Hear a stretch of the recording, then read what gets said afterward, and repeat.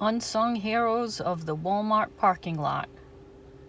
These two kind souls came to feed this stray cat colony living along this Walmart parking lot. This isn't the first Walmart cat colony I've come across, unfortunately. I thought there were just 3 cats out here, but they're coming out of the woodwork now. But people do make sure they're fed. They've put out bowls of water, and somebody even made a shelter out of a plastic container. That white cat in the foreground is very affectionate with the other cats, so I tried to pet him, but he was scared and he ran. I know it can be difficult to turn outdoor cats into indoor cats, but the nights have been so cold and it's been rainy here, so please try to give these babies a nice, warm, dry home, Savannah. And now it's time for me to get my history fix at the Prohibition Museum. The employees address the part. That's fun. Early 20th century atmosphere. Picketing outside a saloon. Maybe their husbands spent their paychecks on whiskey and beer and had nothing left over for food and rent. No welfare back then. That guy has an angry wife at home, no doubt.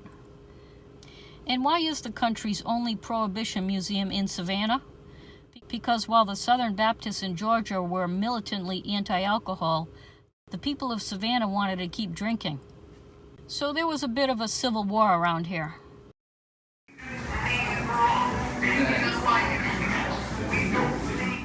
Evangelist Billy Sunday. With a name like Sunday, I guess you're destined to be a preacher. The Bible says the man that knows the Bible established works. He seems like kind of a lunatic. The rest don't give us a God-hating, Christ-hating, But he had a lot of influence with politicians. infinite, flaking whole world is. There's the law, dumping confiscated alcohol in the gutter. And what these kids are doing is scooping up the alcohol to bring home to their parents, who sent them out to do this for them. Here's an actual colorized photo of children doing that.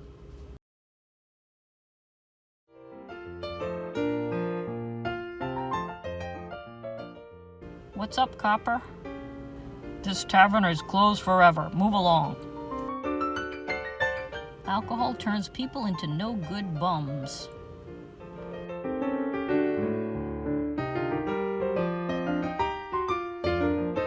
The Sugar Girls, 1917. Another actual photo that's been colorized. So the girls said, "Don't waste sugar making alcohol. We need that sugar for candy."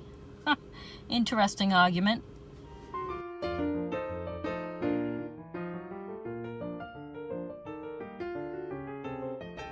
Here's another interesting anti-alcohol angle they used during World War I. You shouldn't drink beer because it's German, and Germany is our enemy. Very clever. It says that in Ohio, when women would picket the saloons, the saloon owners were generally kind to them, and a few even closed their businesses. According to the state of Massachusetts and these charts and graphs, 50% of the cruelty perpetrated against children was alcohol-related. And there's Carrie Nation. I talked about her a couple of videos back. The famous and original barroom smasher. She was married to a doctor who drank himself to death, and that must have sent her off the deep end. The first saloon she attacked was in Kansas, and she used rocks, bricks, and billiard balls. And here's a recreation of the smashed-up barroom.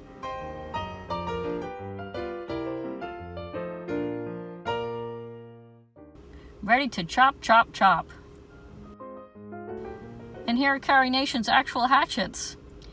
And there's the commemorative hatchet she would sell to make bail after committing her vandalism. When she chopped up a saloon, it was called hatchetations. Mr. Bush. Here's something cool and different. Two of the portraits on the wall are debating each other. The pros and cons of outlawing alcohol. We of the White Ribbon Army Of taxes to the government and one of the largest employers of labor in America. Why should it? Actual newspapers from that era. It was President Wilson who did the deed. These women are celebrating. Women couldn't vote during that time, so they had to work hard at convincing the men.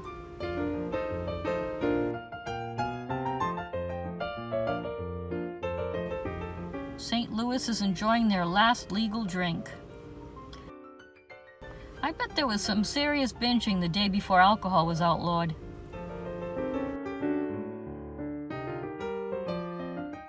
All of the people put out of work by Prohibition.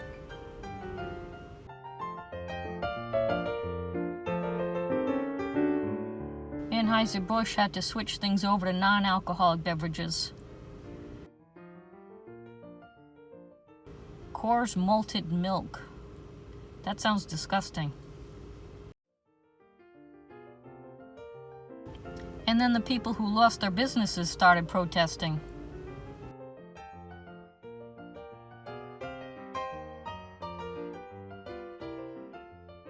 And there's my favorite hillbilly, Popcorn Sutton.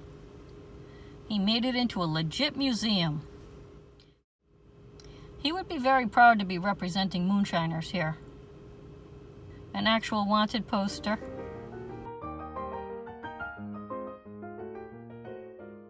Doctors started prescribing whiskey for every ailment people could think of. That's how you got your drink legally.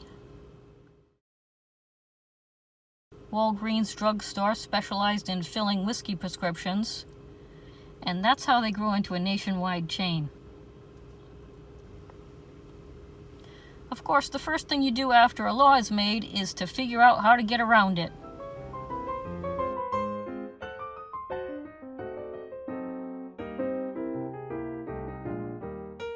Different types of flasks to hide your alcohol.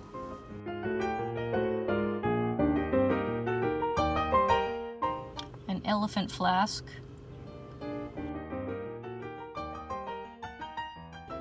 A woman making moonshine right in her kitchen with her baby nearby. Oh, the baby carriage had hidden compartments, so she could smuggle her brew to nearby speakeasies. And this is all about the bootlegging gangsters. St. Valentine's Day Massacre, 1929. Led by Al Capone and Bugs Moran.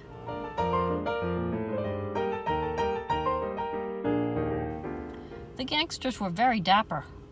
I think that helped glamorize these guys and made them more interesting. Like Hollywood stars. The victims of a gang rivalry. It must have been very dangerous to be a gangster's girl or his chauffeur.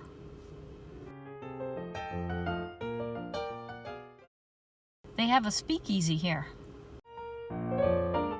You ring the bell, and this guy makes sure you're not the cops.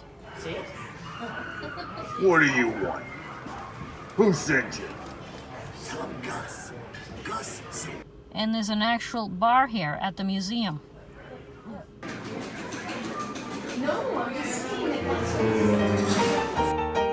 And we know how it ends after 13 years of being dry. America goes back to being drunken hooligans. Yay!